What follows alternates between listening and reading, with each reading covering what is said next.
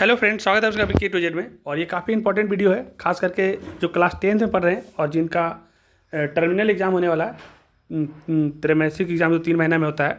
और जब भी कभी आपका अर्धवार्षिक परीक्षा हो या फिर जब आप 2026 में फरवरी में फाइनल परीक्षा देंगे तो मैथिली में जितना भी क्वेश्चन बनेगा तो ये सभी क्वेश्चन काफ़ी इंपॉर्टेंट है। तो आप ध्यान से क्या करिए कि एक कॉपी बनाइए एग्जाम का, और जितना भी क्वेश्चन हम आपको लिखवा रहे हैं काफ़ी इंपॉर्टेंट है। निश्चित रूप से आपका जो एग्ज़ाम होगा उसमें आने का चांसेस पूरा रहेगा और ये आपको आगे के एग्जाम में भी काम देगा। तो हम देर नहीं करते हैं, आप अच्छा से इस वीडियो को देख लीजिएगा और उसके बाद नोट करिएगा। क्योंकि एक चीज़ कहना शुरू में ज़रूरी है कि मेरा सब्जेक्ट मैथिली नहीं है, लेकिन मैं कोशिश कर रहा हूँ कि उसको हिंदी में समझा देने का। और कहीं कहीं पे मैथिली में अगर बोलने में कुछ मिस्टेक भी हो जाएगा तो आप उसको देख के अच्छा से नोट करके आप अपने से समझ लीजिएगा। मैं पहले इसीलिए बता दे रहा हूँ क्योंकि आप लोग को समझ में अच्छा से आ जाए। तो ठीक है, हम इस वीडियो को शुरू करते हैं, देर नहीं करते हैं। तो क्वेश्चन है कि गोदावरी दत्त मिथिला लोक कथा को नई दिशा और दृष्टि दी कैसे। तो आप इसको लिखिएगा, मैथिली में बना के बोलेगा तो मैथिली में, नहीं तो हिंदी में बोलेगा तो हिंदी में। कि गोदावरी दत्त एक प्रसिद्ध मिथिला लोक कथा की प्रसिद्ध मिथिला लोक कला में अंतर्राष्ट्रीय पहचान बनाने वाली महत्वपूर्ण भूमिका उन्होंने निभाई है। मतलब जो गोदावरी दत्त है ना, वो मिथिला में एक प्रसिद्ध पहचान बना चुके हैं, जो कि अपना देश में ही नहीं बल्कि विदेशों में भी जाकर अंतर्राष्ट्रीय पहचान बना चुकी है। उन्होंने पारंपरिक मिथिला शैली को बनाए रखते हुए नए विषयों और तकनीकों को शामिल करके इसमें एक नई दिशा दी है। और ये जो मिथिला का शैली है, वो पारंपरिक जो तरीका है और अपना जो उनका रहन सहन मिडिल वाला जो शैली है, उस सबको बना के रखते हुए इन्होंने अपना तकनीक को भी शामिल किया है। उनके कार्य में सामाजिक संदेश और आधुनिकता का समावेश भी देखने को मिलता है। और इनके द्वारा जो किया गया है गोदावरी दत्त के द्वारा, कि उनका सामाजिक संदेश भी है और जो आज का समय का जो समावेश है उसको भी देखने को मिलता है गोदावरी दत्त का जो लोक कथा उसमें, जिससे इस कला को एक नई दृष्टि मिली है। और जिससे क्या हुआ कि इस कथा को एक नई दृष्टि मिली है। तो आप इस वीडियो को क्या करिए कि अच्छा से पहले आप अच्छा से एक बार देख लीजिए और आप अच्छा से नोट कर लीजिए, समझ में आपको आ जाएगा। और इसको आप अपनी भाषा में भी अच्छा से बना के लिख सकते हैं, तो लिखिए जरूर। क्वेश्चन नेक्स्ट है कि समय साल कविता का भावार्थ लिखिए। तो देखिए, समय साल कविता जो है उसका भावार्थ लिखेंगे तो समय साल है जो कभी किसी भी गाथा नहीं होती, यह हमेशा बदलता रहता है। जैसे समय जो है सबका हमेशा एक जैसा नहीं होता है, ये समय जो हमेशा बदलता रहता है और किसी के नियंत्रण में नहीं रहता। और ये जो समय है ये किसी का नियंत्रण में, किसी का बस में नहीं रहने वाला है। यह कविता समय की परिवर्तनशीलता और उसकी अनिश्चितता को दर्शाती है। साथ ही यह भी बताती है कि हमें समय के साथ सामंजस्य बिठाकर चलना चाहिए। मतलब कहने का मतलब इसका यही है कि समय के साथ सब कुछ बदलता है और समय कभी भी एक जगह बंद करके नहीं रहता है। समय हमेशा परिवर्तनशील है, तो समय के अनुसार चलिए, जब जैसा समय है उसके अनुसार से अपने आप में परिवर्तन भी लाना जरूरी है। नेक्स्ट क्वेश्चन है कि रौदी एच कविता के क्या मतलब रौदी एच कविता से क्या प्रेरणा मिलती है। तो आप लिखिएगा, रौदी एच कविता से यह प्रेरणा मिलती है कि जीवन में कितनी भी कठिनाइयाँ या धूप क्यों ना हो, हमें डरना नहीं चाहिए। मतलब कोई भी मुसीबत हो तो हमको डरना नहीं चाहिए, बल्कि उनका सामना करना चाहिए। यह कविता विरोधाभासी पोलैंड में भी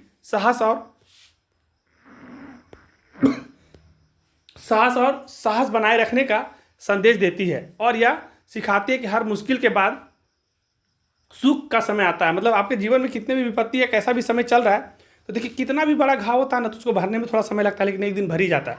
तो ऐसे जीवन में कितना भी बड़ा दुख तकलीफ क्यों ना आ जाए, लेकिन थोड़ा पेशेंस रखेंगे, थोड़ा अच्छे से रहेंगे तो धीरे धीरे बुरा समय खत्म हो जाता है और अच्छा समय आ ही जाता है। ये यही कहना चाह रहे थे। नेक्स्ट क्वेश्चन अगर ऐसा आता है कि उपसर्ग और प्रत्यय में क्या अंतर है, उदाहरण सहित लिखिए। तो आप लोग उपसर्ग और प्रत्यय हिंदी में भी क्वेश्चन आ सकता है, मैथिली में भी आ सकता है, तो दोनों में आपका काम आ जाएगा। तो उपसर्ग के बारे में लिखना होगा। तो उपसर्ग वे शब्दांश है जो किसी शब्द के आरंभ में जुड़कर उसके अर्थ में परिवर्तन लाता है। मतलब उपसर्ग कहने का मतलब ये है कि जब उपसर्ग किसी का पहले लगता है और शब्द का अर्थ को बदल देता है। जैसे एक जगह एक शब्द है प्र और बल, तो बल में पहले लग जाता है प्र तो हो जाता है प्रबल, मतलब अधिक बल हो जाता है। बल में जब प्र लग जाता है तो प्रबल हो जाता है। प्रत्यय वे शब्दांश है जो किसी शब्द के अंत में लगकर उसका अर्थ बदल देते हैं। जैसे समाज, तो समाज में इक लगा देगा तो बाद में जब इक लग जाएगा तो हो जाएगा सामाजिक। एक तो समाज था लेकिन उसमें इक लगा जाएगा तो पूरा सामाजिक होगा, उसका अर्थ बदल जाता है। तो आप ये समझ गए होंगे उपसर्ग और प्रत्यय, ये हिंदी में भी आता है और आपका मैथिली में भी आ सकता है। अब यहाँ से थोड़ा सा देखिएगा कि हम मैथिली को पढ़ने की कोशिश कर रहे हैं, थोड़ा मोड़ा मिस्टेक हो तो माफ़ करिएगा, लेकिन आप इसको अच्छा से लिख लीजिए और अपने से पढ़ लीजिएगा। क्वेश्चन है, लक्ष्मण झा कौन नाम से जानल जाए छला। तो लक्ष्मण झा जो थे वो प्रभाकर नाम से जानल जाइत छला, मतलब लक्ष्मण झा जो थे वो प्रभाकर नाम से जाने जाते थे। नेक्स्ट क्वेश्चन है माखन खवासक लोकप्रियता कोना बढ़ाई, मतलब कि माखन खाने की जो लोकप्रियता है कोना बढ़ाया, तो माखन खवासक लोकप्रियता हुनकर गायन और संगीत के कारण बढ़ रही, मतलब उनका गाने और संगीत के कारण ये माखन खवा लोकप्रियता बढ़ाई। जब इसको समझ लीजिएगा एक बार अच्छा से। कवि शिव के की करवा लेल कहत छथिन, तो कवि शिव के समाजक कल्याण और नव निर्माण करवा ले कहते अछि। नेक्स्ट क्वेश्चन है वर्धा योजना की थी, तो वर्धा योजना जो है वो महात्मा गांधी प्रतिपादित शिक्षा योजना थी। तो मतलब वर्धा योजना जो है महात्मा गांधी के द्वारा प्रतिपादित शिक्षा योजना थी, जही में हस्तकला माध्यम से शिक्षा देवा पर जोर देल गेल छला। नेक्स्ट क्वेश्चन है शिव खेतक पटौनी कोना करता, तो आप लिखिएगा इसमें शिव खेतक पटौनी वर्षा जल और अन्य जल स्रोत सभा का उपयोग के करता। मतलब जो ये क्वेश्चन है इसको आप एक बार देख करके अच्छा से लिख लीजिए और एक बार समझ लीजिए। नेक्स्ट क्वेश्चन है वर्षाक प्रतीक्षा लोग के करत अछि, मतलब वर्षा की प्रतीक्षा लोग काहे करते हैं, तो आप वर्षा का प्रतीक्षा के लोग खेती के लिए है ना, खेती पाती और जल की आवश्यकता की पूर्ति के लिए करते हैं। तो आप इसको भी एक बार देख के लिख लीजिए। पर्यावरण तीन मुख्य अंग कौन कौन ऐसे, तो पर्यावरण के तीन प्रमुख कौन कौन सा है, तो वायुमंडल, जलमंडल और स्थल मंडल। पर्यावरण का तीन मुख्य अंग वायुमंडल, जलमंडल और स्थल मंडल। काफ़ी इंपॉर्टेंट क्वेश्चन है, इसीलिए हम कोशिश करें कि करा दें जिस तरह से, क्योंकि आपको सब एग्जाम में काम देगा मैथिली में। ऑब्जेक्टिव भी करेंगे। हमरा लोकनि के कौन गैसक आवश्यकता है, मतलब हम लोग के लिए कौन सा गैस सबसे ज़्यादा आवश्यक है, तो हम लोगों के लिए जो सांस लेने के लिए ऑक्सीजन गैस सबसे ज़्यादा आवश्यक है, इसको आप लिख लीजिएगा। और नेक्स्ट क्वेश्चन है मिथिला नामकरण कोना भेल, तो लिखेंगे मिथिला का नामकरण विदेह के राजा मिथि जनक के नाम पर हुआ था, जिन्होंने इस क्षेत्र पर शासन किया था और इस नाम से एक समृद्ध सांस्कृतिक और सभ्यता का विकास किया था। देखिए मेरे को मैथिली थोड़ा नहीं आता उतना, लेकिन कोशिश करें उसको हिंदी में हम कर दिए हैं और इसको आप आराम से इसको समझ करके आप लिख लीजिएगा। नेक्स्ट क्वेश्चन है मातृभूमि वंदना श्रेष्ठ धर्म थिक, तो इसको लिखिएगा कि मातृभूमि की वंदना श्रेष्ठ धर्म है, क्योंकि यह हमें जन्मभूमि के प्रति कृतज्ञता, मतलब किसी के प्रति कृतज्ञता मतलब आभार, सम्मान और प्रेम सिखाती है, जो हमें जीवन और पहचान प्रदान करती है। तो इसके बाद हम आगे बढ़ रहे हैं ऑब्जेक्टिव क्वेश्चन में, और इसको आप ध्यान से अच्छा से याद कर लीजिए। निश्चित रूप से आपका जो भी एग्जाम होगा, चाहे टर्मिनल एग्जाम हो, चाहे आपका अर्धवार्षिक परीक्षा हो, चाहे आपका फाइनल परीक्षा हो, ये सबसे क्वेश्चन वहाँ भी बनेगा और यहाँ भी बनेगा। तो ध्यान से इसको 2 बार सुन लीजिएगा। दीनानाथ पाठक बंधु लिख रहे छथिन, तो दीनानाथ पाठक बंधु जो है ये चाणक्य के द्वारा लिखा गया है, और मिथिला के सांस्कृतिक रामलोचन शरण के द्वारा लिखा गया है।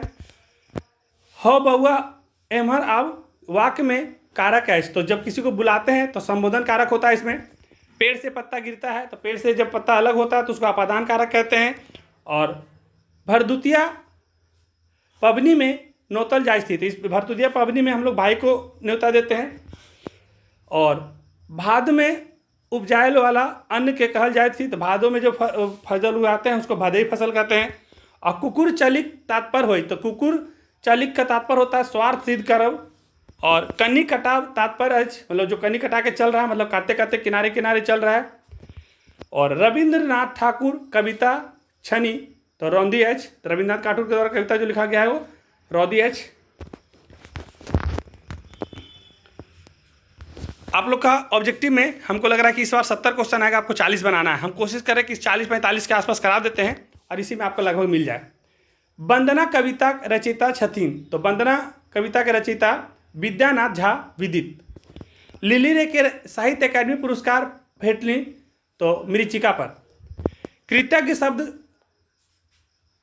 का होइत एच, तो कृतज्ञ का मतलब होता है उपकार मानने वाला, और बोल देगा इसका कभी उल्टा लिखने के लिए तो उसका उल्टा हो जाता है कृधन। कृधन मतलब हो जाता है उपकार ना मानने वाला, तो कभी भी दे सकता है। कृतज्ञ का मतलब होता है उपकार मानने वाला, और कृधन का मतलब उपकार नहीं मानने वाला, तो विलोम देगा, तो कृतज्ञ का उल्टा हो जाता है कृधन। काठक एक अस्त्र जे शिव धारण कैने छथिन, तकर नाम ऐश, तो वो जो शिव धारण अस्त्र की है उसका नाम त्रिशूल है। और क्रैक कथा के रचयिता छथिन उमाकांत। और अगर किसी क्वेश्चन में डाउट होगा तो आप कमेंट करिएगा। मयूर का समानार्थी शब्द ऐश, तो मयूर का समानार्थी शब्द होता है केकी। और उपाय देता शब्द अर्थ एच, तो उपाय देता का शब्द का अर्थ होता है उपयोगिता। और मिथिला नगरी बैसैने छला, तो मिथिला नगरी को बसाए थे, आप सब्जेक्ट में पढ़े थे, मिथि उन्हीं के नाम पे पढ़ा था। और नेक्स्ट है भोला लाल दासक रचना एच, तो राष्ट्रभाषा और मातृभाषा। सर्प का समानार्थी, तो सांप का समानार्थी होता है भुजंग। महर्षि के संधि विच्छेद हो, तो महर्षि का संधि विच्छेद बोलेगा तो महाजोड़ औषधि हो जाएगा महौषधि। महौषधि का संधि विच्छेद है तो महाजोड़ औषधि। विद्यालय का अगर पूछेगा तो विद्या जोड़ालय। अगर उच्चारण का बोलेगा तो उत जोड़ चारण। रामायण का संधि विच्छेद पूछता है तो राम जोड़ अयन। ये सब संधि विच्छेद में और अपने से कर लीजिएगा, 2 4 5 कोई ना कोई आ जाएगा। उपनिवेश शब्द उपनिवेश शब्द के अर्थ एच, तो उपनिवेश शब्द का अर्थ होता है दोसर देशस आयल लोकल बस्ती, मतलब उपनिवेश का अर्थ होता है कि जो दूसरे देश से करके आकर के अपने यहाँ बसते हैं उसको उपनिवेश कहते हैं। और भोला लाल दासक जन्म स्थान छलनी, तो भोलानाथ दास का जन्म स्थान कसरौर। और परिवर्धित शब्द अर्थ होइच, तो परिवर्धित शब्द का अर्थ विकसित होता है। और महात्मा गांधी का मातृभाषा, तो महात्मा गांधी का मातृभाषा जो है वो गुजराती है। थोड़ा सा और आगे बढ़ते हैं। इलाहाबाद विश्वविद्यालय में अंग्रेजी व्याख्याता छला, तो इलाहाबाद विश्वविद्यालय में अंग्रेजी के जो व्याख्याता थे वो जयकांत मिश्र, जिनका जन्म 30 नवंबर 1923 को हुआ है। तो ये देख लीजिएगा, दोनों क्वेश्चन बन सकता है कि इलाहाबाद विश्वविद्यालय में अंग्रेजी का व्याख्याता कौन थे, तो जयकांत मिश्र थे। जयकांत मिश्र का जन्म कब हुआ, तो 30 नवंबर 1923 को हुआ। तो इसमें से 2 क्वेश्चन बनने का चांसेस है। और समास का भेद होइच, तो समास का 6 भेद होता है। संधि का कितना भेद होता है आप देख लीजिएगा। करमवीर कविता छठी, तो करमवीर जो कविता है ये काशी कांत मिश्र मधुर का लिखा हुआ है। और लेबरा अनरा में एकटा इजोत का विदाइश, तो कथा है ये। और भारतीय संविधान निर्माता डॉक्टर भीमराव अम्बेडकर का रचना, तो भाग्य नारायण झाक है। और विभा रानी कौन कथा लिखले छथिन, तो भरी छिपा भात। और अगलिक का समानार्थी शब्द होइस, तो अगलिक का समानार्थी अगर बोलेंगे तो अगला का उल्टा पूछता तो विपरीत पूछता तो पिछले हो जाता, लेकिन अगला का पूछ रहा समानार्थी तो उत्पाती हो जाएगा। और डॉक्टर ग्रेगसन पोथी छनी, मतलब ये जो किनके द्वारा लिखा गया डॉक्टर ग्रेगसन पोथी, तो ये लिंग्विस्टिक सर्वे ऑफ इंडिया, ये एक बार देख लीजिएगा। और इस वीडियो का ये लास्ट स्लाइड है। हमने कोशिश किया है कि आपको कम से कम ऐसा क्वेश्चन दे दे ताकि आप प्रैक्टिस करके जाएं और आपको इस तरह का क्वेश्चन मिले तो आप अच्छा से एग्जाम में कर पाएँ।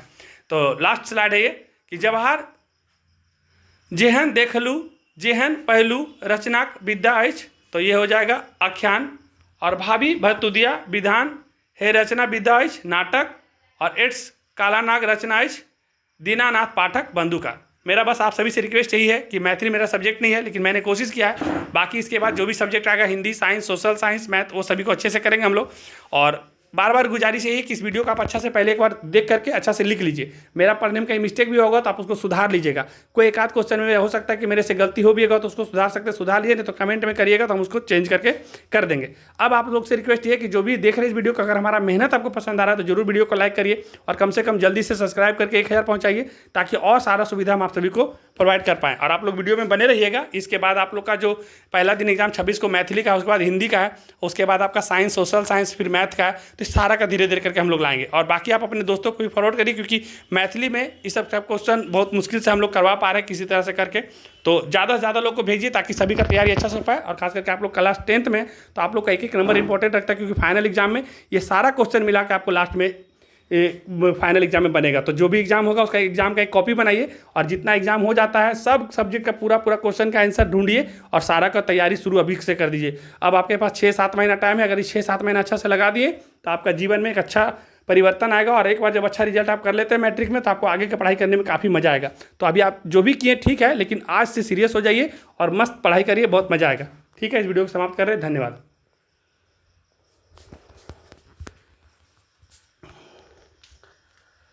Oh.